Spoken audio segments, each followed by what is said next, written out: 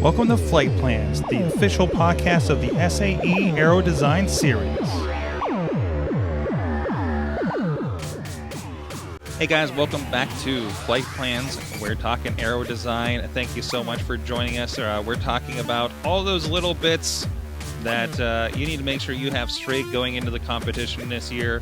It may be just the beginning of the year, depending on when you're catching this, but it's just a couple months away, and it's good to make sure you have all your ducks in a row. I'm Mike Sorg, podcast and video producer, here with the SAE Collegiate Design Series, and I have with me on the podcast, Sam Burrell is with us, University Programs Manager at SAE.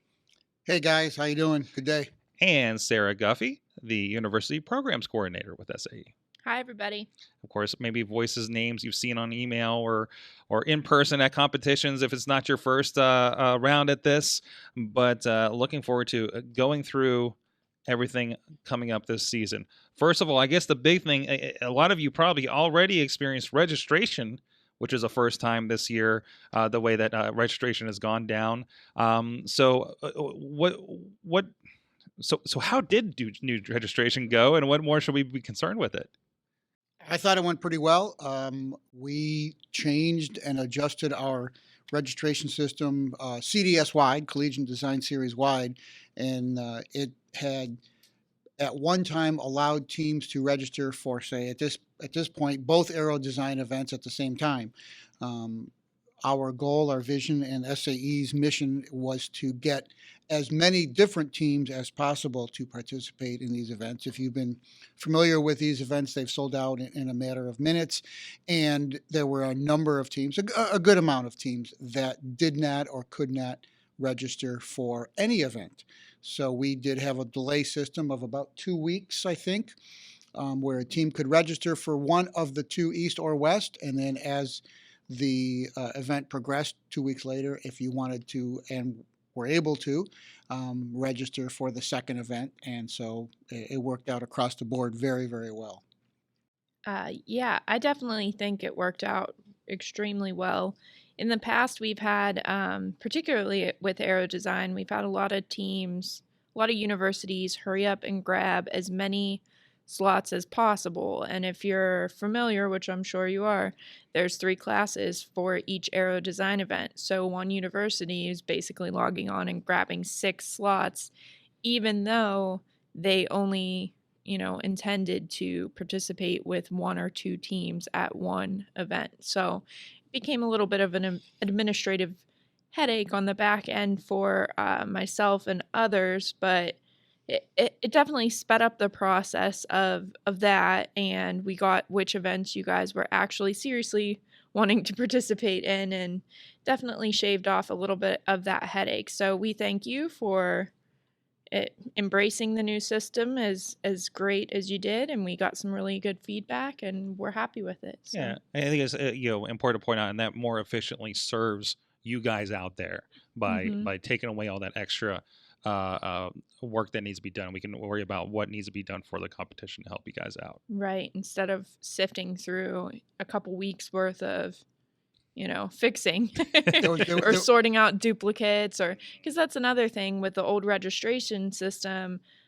So many of you were trying all at once to push that button at the same time that it's basically the buttons works as a funnel, and you're trying to funnel all those teams through there, and it was just too much. So definitely it made it more efficient on many levels and cut back on potential duplicate team registrations that we sometimes get with all of you pushing the button at the same exact second. So now you guys are in. If you're listening to the podcast, you're probably registered for your competition of choice this year. So what's next? What should people be digging into? If you haven't yet, you should be reading the rules. And there is some new changes in the rules this year for aero design, one of which being the update to the regular class specifications, I guess. Yeah. Sam, you want to talk a little bit about that? Yeah, I can let you know that we've got the micro, the regular, and the advanced class, as Sarah had mentioned. The micro and advanced class were in their second and third, respectively. cycles. There has been, and if you are an advanced class or micro class team, please read the rules as Sara has recommended. There are updates. There are some fine-tuning things. There's certainly some things within advanced class that you'll need to know, including your frequency application, if you will. So, and we'll deal with that in a little bit. But the regular class was in its final year, and we have updated and modified that. If you remember in the past, it was a 200-foot takeoff, and it was basically a passengers using tennis balls. For 2020, they have completely revamped that class. It will now be akin to a bush plane where you have a limited runway and you will have an oversized cargo. Not only weight, but you'll be, as before, you'll have cargo. And specifically, this cargo will be your ballast, your weights, if you will, but it will be soccer balls. A official size soccer ball, I believe it's number 5 soccer ball. You can check the rules, but that should bring some interesting designs and interesting flight plans, as you will. So some interesting visuals too. Yeah, there has already been a number of teams asking questions, and that's the case. The regular class will become a bush plane. It will become 100-foot takeoff. That's very limited on takeoff distance, and it becomes now how you want to design your plane around a soccer ball. Well, it should make for some good pictures, at least, for sure. So that kind of brings me to the next point of reading the rules, is where you can find the rules. Mike, do you know where you can find the rules? Ooh, put them on a spot. No, it's okay if you don't. That's my point. I want to pressure. It's okay. I didn't write it on the outline. It's not on my sheet, is it? No. Well, you can find the rules at it's on series resources, which is a tab at saeaerodesign.com. You can also find it by navigating to saeaerodesign.com/go/downloads. And there's also a series resources tab on your app. So what that does is series resources houses not only the rules, but all kinds of important information that you may or may not want to read. You really should read it. You need to be going through all that stuff really with a fine-tooth comb, and that's your one-stop shop for all of the important documents that you'll need throughout the year. So as we get into the season and getting close to the event, I know there's a lot of updates that happen throughout, whether it be through this podcast or through other documents or updates. Where do I find that kind of news?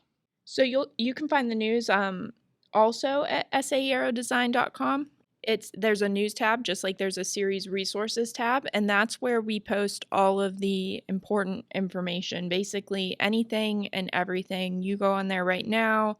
I know we have a post about launching our Aero Connect competition. There's all kinds of stuff on there, from marketing pieces to sharing videos that we've done to sharing important changes to tech sheets or event times, all kinds of stuff. It's where we post literally everything. If you only go to one place to find your news, that's where you should be going. When things are posted on there, they are also posted to the app. It's a one source type thing. As soon as I post it on the news feed, it also goes there. So you can definitely access that news feed through the app as well. We'll talk about the app in more detail a little bit later, but additional places you can find news are our social media channels like Facebook. You're listening to the podcast right now. The podcast is a great resource. We post YouTube videos from time to time, but another important thing that we do monthly is send out a monthly newsletter through email, and you'll get that newsletter every month so long as you are affiliated to your team and added to your team's roster at sae.org. I'll go into affiliations and fast track rosters and everything like that a little bit more later, but it's important to know and to inform your teammates that it's important to get onto the roster now and to complete your roster now so that as many people as possible on your team are getting information as early as possible. So, Yep. And one of the things I guess we probably failed to mention, but I will add them right now, is that there are two events. There's an East and West event. The West event this year is in Fort Worth. It is the first weekend in April. Our first event of the year, Aero East, would be the first weekend in March. They are in Fort Worth and in Lakeland, Florida. I guess we might have, if you're a registered team, you probably know that already. But if you're not and you want to know a little bit about it, those are considered the East and West events. For 2021, those who were unable to get into an event, if you will, we will have Florida and Lakeland again next year as the East event, but we will be moving back to Van Nuys, California for 2021. So just a little bit of background there to make sure everybody's up to date. mm-hmm.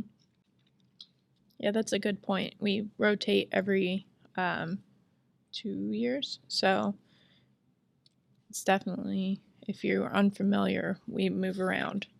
Yeah, cycle. Yep, there are 3 sites, and we give the organizers a break every 2 years. They get a year off, then we go back to them. So, and Lockheed Martin, who's been a great supporter, has continued to support us, and we go to their sites and close to their plant facilities.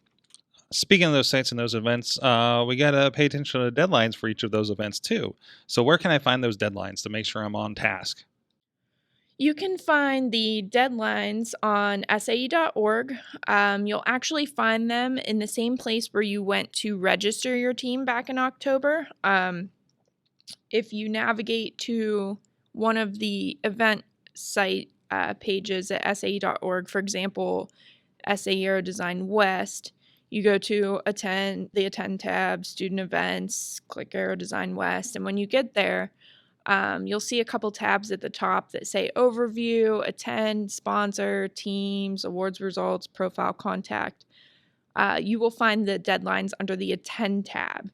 Once you click there, you'll see action deadlines, and it's all listed out there, the team registration deadlines, which already opened and closed. But then you'll see design reports, 2D drawings, tech data sheet, which those deadlines for submission are all the same for West and all the same for East. And then you'll also see that fast track roster affiliation deadline, which is 2 weeks out from competition. I'll talk a little bit more about that in a little bit, but that's where you'll find all your important action deadlines. And then on that same page, you'll notice to the right, there's submission procedures where it actually goes in detail about the differences between SAE.org and SAEAerodesign.com. SAE.org is the website that you're on looking at the action deadlines, but SAEAerodesign.com is the website where you find the rules, the series resources, news, but that's also where you'll go to actually submit the documents such as your design report, your 2D drawing, your tech data sheet. So it talks a little bit there about the submission procedures and the differences there. So that's definitely helpful. Make sure you're looking over everything when you're on there, because it can be a little bit tricky with having 2 different websites to do different things on. So tell me about the document submission process if I want to submit that before the deadlines, or what that kind of deadline process is. Like I mentioned a little bit ago, you submit the actual documents on SAEAerodesign.com. But in order to do that, it never fails that, a day or even a couple hours before the submission deadline, we get teams emailing saying, when I go to SAEAerodesign.com, I don't see anything. I don't see the submissions page. And it's because they haven't set themselves up an account yet. Or they've set themselves up an account, but they haven't actually affiliated themselves to a university or to their team yet on SAEAerodesign.com. So I'm not sure if you're familiar with the submission policy, but there's a submission window. The deadline is the first day of submission, and then you have 5 days to submit. But each day you submit after that initial deadline, you get penalty points. So it's for Aero Design, it is 5 points per day. So if you wait until the last day, you acquire all those penalty points. So you definitely want to avoid that. And like I said, it never fails. We have somebody emailing at 11 o'clock at night saying, oh, I have my stuff to submit, but I can't find the submission area. And unfortunately, if you wait until the last minute like that, you're going to acquire some penalty points because you're not going to be able to submit it until that next day when we've had a chance to actually help you solve your problem. So to kind of circle back, it's a good idea now to go into SAEAerodesign.com. And if you don't have an account set up an account. And after you set up an account, you'll see up at the top, along where that says home, news, series resources, all of that, you'll see add an affiliation. That's where you'll go and you'll click your university, and then you will find your team name on there. If you already have someone on your team that is a team captain, an email gets generated to them to accept you onto their team.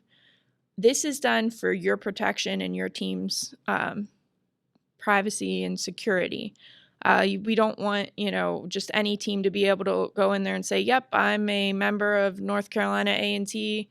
I'm a member of the Aggies team. Let me go in here and putz around with your document submissions or be able to access any of your team information. So we work that in there where you have to add yourself, and then it pops an email over to your captain to add you on.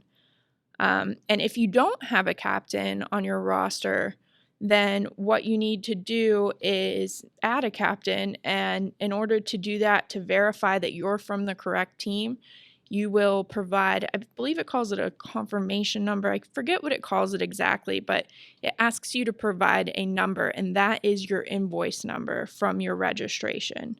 So that's where you'll put that in there, and then you will be tied to your team. Once you're tied to your team, when you log in to SAEAerodesign.com, you will be faced with a screen where it has that you're a team member or a team captain. If you're a team captain, it'll show my team members, approved team member requests. If you're a team member, it will show my team's report and document submissions, ask a rules question, search FAQs, all kinds of stuff like that. And that document submission section is where you're going to go to actually physically submit your 2D drawings and your design report and your tech data sheet.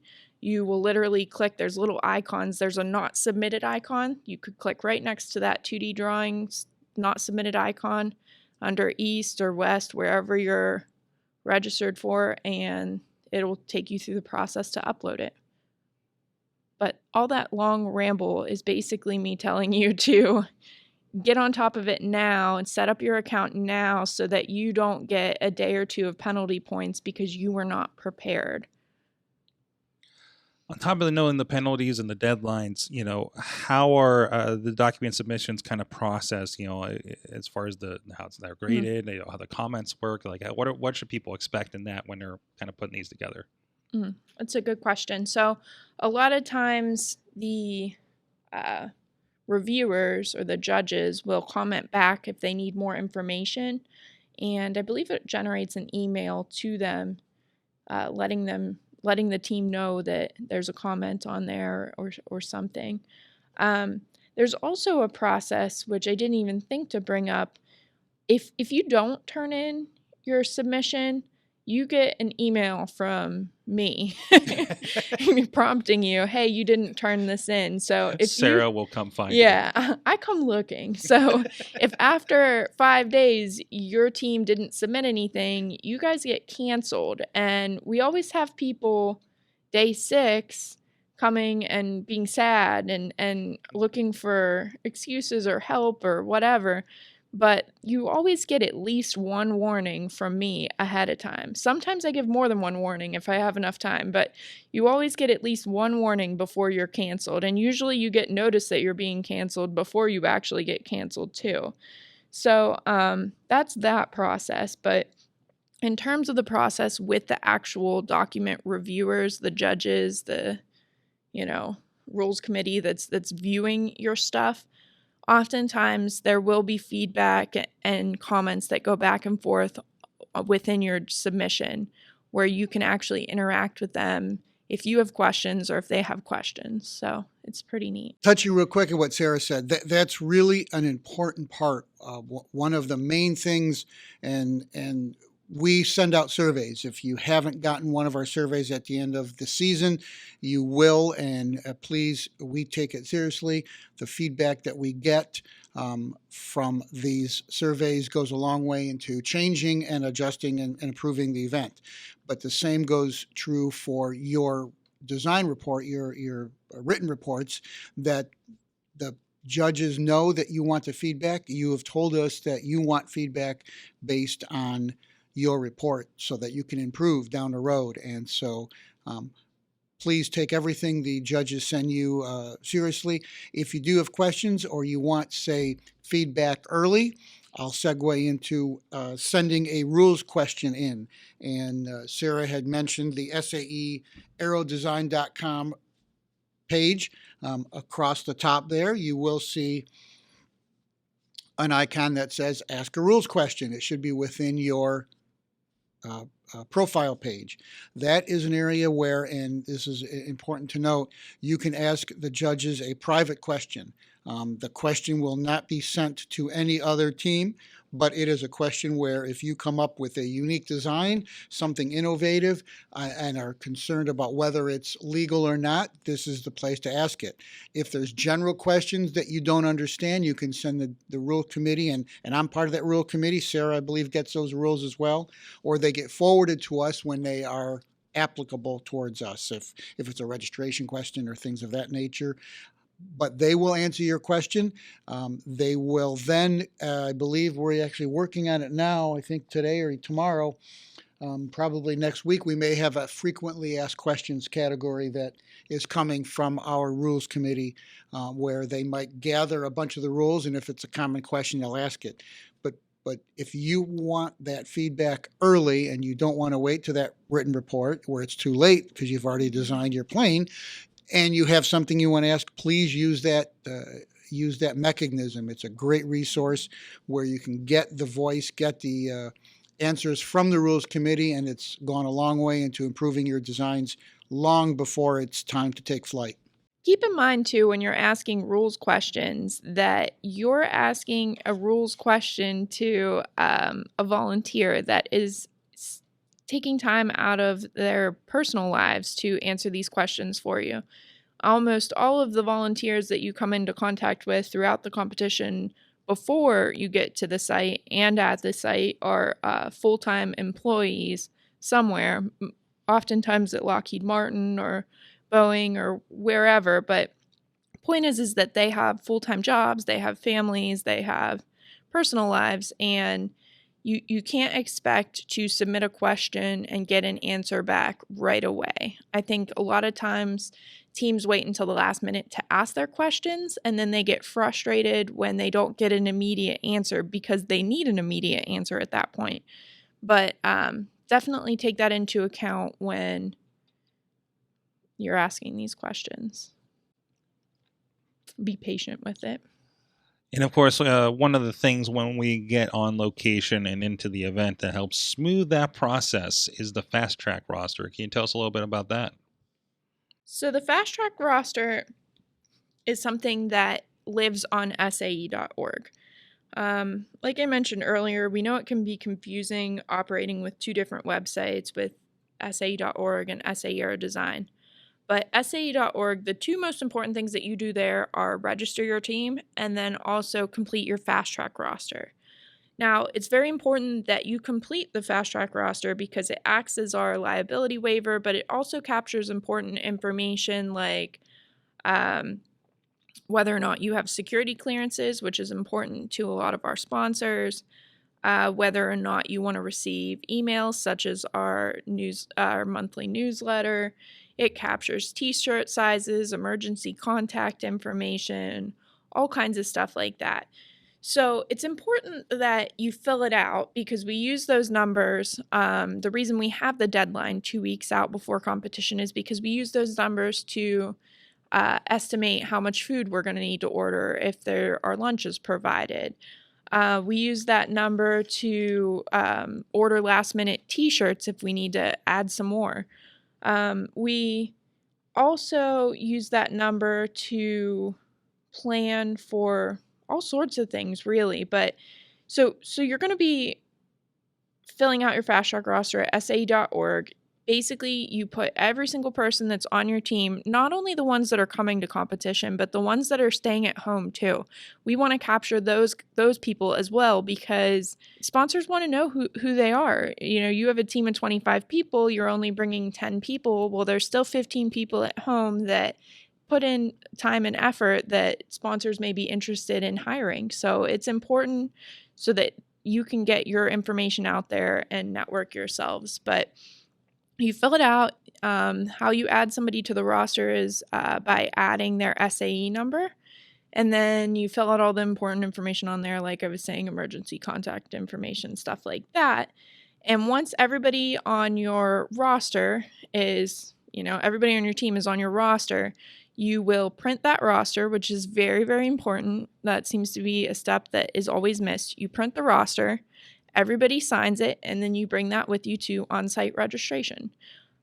It's important to note that if you miss that deadline 2 weeks out, then you are liable to not get lunches on site because you weren't included in the count, and you also won't get the giveaway items right away. We wait until after all the teams have registered to give you whatever's left, because we're rewarding the teams that followed the directions and submitted, completed their roster prior to the deadline. And of course, that includes the sought-after T-shirts by SolidWorks. Yes, yes, it does. Which I saw them today, actually. Oh, I yeah? saw proofs of them, and they're a little bit different this year. Instead of just having one plane on them, the blueprint type plane, we have all three. We have the top finisher of each class is on the T-shirts this year, so it's can't pretty wait to cool. see that. So speaking of things at the competition, tell us a little bit more. Again, we're a few months out, but the typical things people can expect when you get on site. I can touch a little bit on that when Sarah had mentioned printing and following directions. Couple new things that will be instituted this year, and this is very important. If you've listened this far, then you're ahead of the game, because one of the most important things you can do on site needs to be done prior to showing up on site, including printing your fast track roster. You will now be required to bring your technical inspection check sheet to the event. This is a new thing for Aero Design. Almost every other CDS event does this. Teams are required to not only print that technical inspection check sheet out for their class, obviously, they are to go through it prior to showing up on site. There are check marks that you are able to go through that numbered checklist, whatever it may be, whether it's the length, width, height of your plane, whether it's your landing gear, whether it's the servos. There is an area where the team captain or a group of members need to go through it, check it off. It needs to be then printed out and brought to the event. That's new. Normally in the past, we've had all the technical inspection check sheets available. We found out that if they have them there and the team has gone through their own plane and checked it out, it makes a lot more sense, and the technical inspectors have a lot less to go through when things have already been checked off, including the team figuring out, oh, wait a minute, what does this mean? Or, hey, I didn't realize we didn't do this. We need to do this. There's been so many times where I've talked to technical inspectors on site and they're like, the team didn't even realize they had to do this, and yet it was on a check sheet. So if you're an advanced, regular, or micro class team, please print out that check sheet, that technical inspection check sheet. I think they're about 3 or 4 pages per class. If you want to make more than one copy, it certainly would be a good idea. But bring it there, go through it, and bring it to the tech inspection table when you are called. The other important item is, I believe we talked with the rules committee for Aero Design, and we're limiting the number of team members that can be at the tech inspection table. And I believe it's 4. I can't remember off the top of my head, but we are not allowing, it's just got too crazy when we've got 20 or 30 team members around a table. We have limited amount in our ballrooms. We have limited amount at sites. And this also follows along all of our other CDS events. Teams are limited to the number of members they can have at the technical inspection table. And I believe we're looking at four for Aero Design. So those are two very important things you need to remember. Bring your technical inspection checklist sheet there, and please limit the number of team members that are available and can accommodate the table at your tech inspection area. Yeah, walking through that tech sheet ahead of time is going to be nothing but beneficial for you and your team. So, What about the oral presentations at Aero? What should people expect there? The oral presentations, and as we have said over, you want to read the rules, understand what the oral presentations are the objective of that, what their judges are expecting. I believe you can and are required to bring your vehicle, your plane, to the oral presentation. And if you go through the rules, you will see that you have to present your plane and your product, if you will, to a set of judges that will then obviously judge your reports. And the oral presentation guidelines and the oral presentation rubric will be posted probably after the first of the year. The judges are still going through it. They're making some fine tuning. And so you'll be available to see what they're judging you on and the available points for each category. So Sam, I know each year it seems like we have students come up and talk about how one of the three, there's three or four judges per table, per room. Yes. You know where I'm going with this. Yeah. How usually the teams come up and say, oh, we got graded really, really high and awesome from 2 or 3 of our judges, and this one judge was just a jerk, or this judge judged us hard or difficult. What do you have to say about that? Yeah, she has to put me on the spot here. Yeah. Well, it's a good one. It's always that. And it's a common one. And there really, there really is no good answer. We do normalize the scores because they're different rooms. We understand that. But in general, there's not a lot we can do about it. You certainly can find the judge, if he's around, or you can come to me. One of the things you'll hear, and I'll say it now, it'll be the first for the 2020 season. I am the complaint department. Don't go to our volunteers. Don't go to somebody who's given up their weekends and worked for, 12 hours straight on Friday and Saturday night. You will certainly want to see me. Not that I'm going to give you an answer that you're going to not necessarily like, but it'll be an honest answer. And the honest answer is you're going to find judges that key on certain aspects, and you're going to find judges that key on other aspects. If you do a good job on one and not a good job on the other, and that just happens to be his hot point, you may or may not get a high score or high as you think. Life is certainly subjective. This is one of the more subjective events as far as the oral presentations we do. What you want to do is do as well as you can in all aspects of the oral presentation. And of course, those last 2 days, the flight line, what should we expect there as far as that process? The flight line procedures for the flight line procedures on site on Saturday and Sunday, there will be obviously volunteers directing you to the flight line. You will take your plane, bring it to the flight line. You will be given a timed amount for takeoff. You must lift off depending on the class, a certain time limit. You will make your course 360 degrees. If you are advanced class, you will have the opportunity to tell us exactly upwind or downwind that you will be releasing your autonomous gliders. And we will have rounds, and we're going through that again, but we will probably call micro, regular, and advanced, and we will keep going all day long, weather permitting, and maybe 3 rounds, maybe 2 rounds, maybe 4 rounds. It all depends on how many planes are in each class and how long we're going to go. We will probably go to about 5 o'clock on Saturday, and I think at 1 o'clock we've extended it 1 more hour on Sunday. But the procedures will include you getting in line, getting ready, having a limited, again, I believe it's only the pilot and one other person for the flight line for regular and for advanced. And for micro, it's the same. You've only got one person coming up to the line that will be able to toss the aircraft. So a couple things I want to add to that is whenever you come to the actual flying field, you will get is it one table or two, Sam, typically? I'm sorry, yes, you're talking about the paddocking. Yeah, it's one table and two chairs per team. Yeah, so that's typically under a tent. So you have area to work on your plane and everything. You want to be mindful of weather. I know particularly in Texas a couple years ago, we had some rain, so we had a lot of kids tying garbage bags around their feet because it got a little muddy because the area that you work, it's tented, but it's also grass.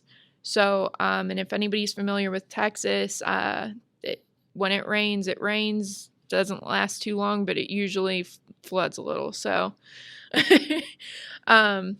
you want to keep that in mind. Sam touched a little bit about the rounds.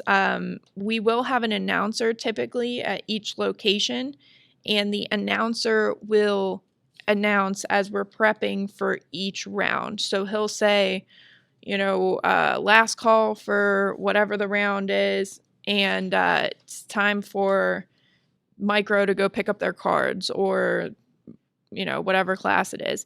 And when I say cards, I'm talking about the flight cards where we record your actual scores, whether or not it was successful or not, whether or not there was a crash. If there is a crash, we give you crash inspection forms. So there might be a little bit of a new process for that, specifically the crash inspection forms. We're trying to automate some of these things so that it's available in the SAE Stars app, but that is still being developed to my knowledge.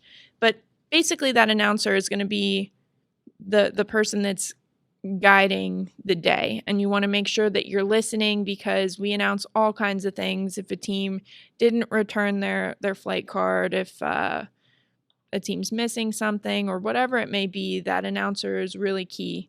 So basically you come, you paddock, or you get your table in the tent, you come get your flight card, you take it to the line, you wait in line, you hand your flight card to the steward, you do your flight round, and then your steward brings the card back to the scoring table, and the scoring team inputs it into the system. So once you're done flying, you shouldn't be touching that scorecard again. And that's pretty much the gist of it. We just get in as many rounds as we can until the day's over on Saturday, and then do it again in as many as we can for Sunday. So that should give you a pretty good idea of what to expect there. All right, you're there. You're part of the competition, but also you're surrounded by sponsors and people that want to hire you that you should be keeping an eye out for too, right?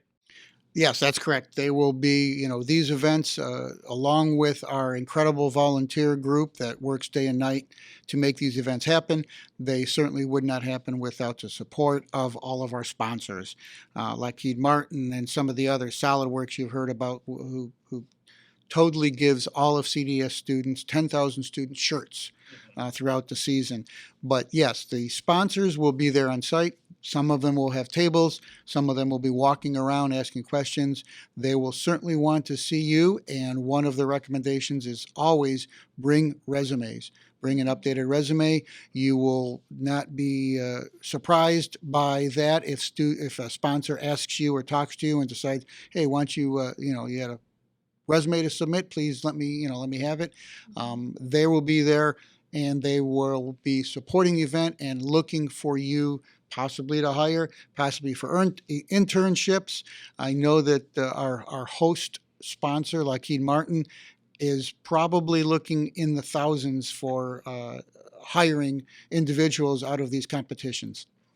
Yeah, and another point to resumes is that a lot of times when we get to the spring, when we get to March and April, Lockheed Martin particularly, and some of our other sponsors, they have a hiring cycle, and at that point they're still looking, but it's important to start getting your resume polished up now, to start reaching out to these companies now. And one resource that we have for you that's fairly new is the sponsor portal, and that is available to you through SAEAerodesign.com. So earlier when I was talking about logging into SAEAerodesign.com and adding yourself to your team, you'll have that team member page, you'll have or section, you'll have that team captain section if you're a captain.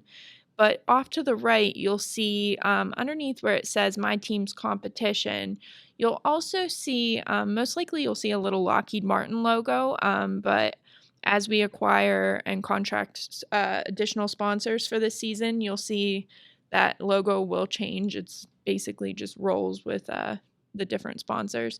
But that's how you can connect with them ahead of time.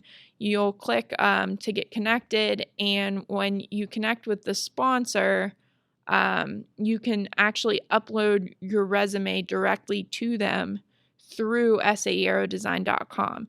And I know that our representatives from Lockheed are excited about this because this gives them more of an opportunity to get in contact with you guys earlier and actually hire for jobs and internships more in line with their hiring cycle. So definitely check that out. One of the more positive things I see at these events is how these teams work together. The SAE Aero Design competition probably has more international teams than any of our CDS events, and it surprises me how much not only they work with other people, but how all these international teams work together, including the U.S., including all of our North American teams. That is something that is very gratifying to me when I see, as an example, UC Davis talking to the team from Poland, or the Poland team helping out another team that we got a couple teams yeah, from Poland actually last yeah. year, I think. So, that's very gratifying. Please be aware that happens all the time. If you are a team, if you are a new team especially, and you need assistance, please don't be afraid to ask other teams there. They will certainly accept, or if they can't help you, they'll direct you to teams that will. And this is across the board. I mean, I know there's some competitions where I hear the announcer saying, "Does anybody need a screwdriver or something, Right. or this bit, Right. or this part?" And that's part of all of these teams. As far as shipping equipment, you want to make sure that you ship as many or as much as you possibly can afford to ship, number one, but that you think you'll need, whether it's extra parts, whether it's extra balsa wood, whether it's another servo or two. But if you happen to not ship that stuff or miss it, there are hobby stores obviously around, and they'll be on the website. You can go to different ones there, but there are teams there that can help you, and they certainly will. And the judges are there as well. We've got our technical inspectors that'll give you some helpful hints. They're not someone that says go back and fix it, but not tell you what to do. They will certainly give you as much advice as they feel necessary for you to be successful. Our goal is to have successful planes. Right. Although it's a competition, there's definitely, some community amongst teams and amongst basically everybody there. Like Sam said, the rules committee, SAE, sponsors, students. It's a really great situation. Yeah, this is a learning activity in its basic form. And of course, the awards will be on site. The awards will be on site Sunday afternoon. Once flying is done, roughly 45 minutes to an hour from the last flight, there will be an award program that runs maybe an hour. And of course, everything you need to know leading into the event, and especially that weekend of the event, the app is going to be a great resource for you. Yes, for sure. The app is really going to be a key to success for you guys. We are aware that international teams might not have access to data, but the app is still used leading up to the event.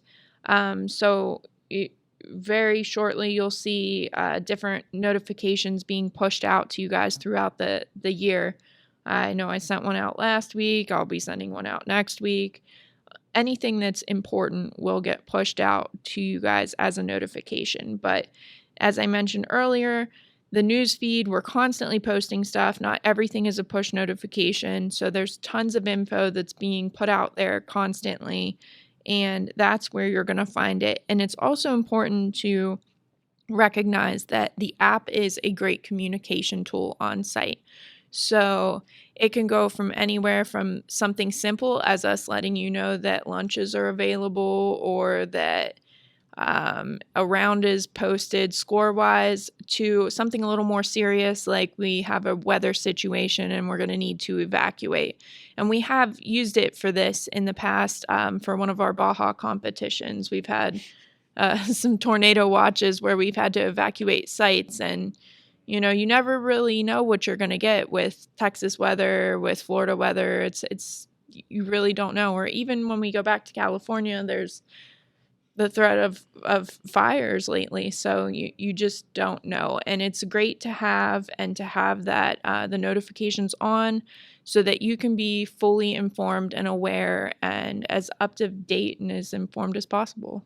And maybe a tip for international students, have one member get that international data, so at least like your team is informed and in the loop and becomes that contact person. Yes, for sure. I think that we've covered so much with Aero Design here. Looking forward to it. And of course, there will be several other podcasts leading up to the competition. Now, we'll dive a little more specifically into some of these topics and the specific competitions. Thank you, Sam and Sarah, for joining us here and diving into all the details. Thank you. Thank you.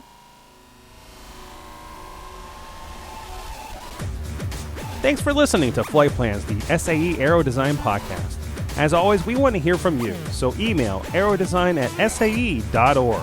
The show notes for this episode and all others can be found at aerodesign.fireside.fm. Stay safe, and we'll catch you next episode.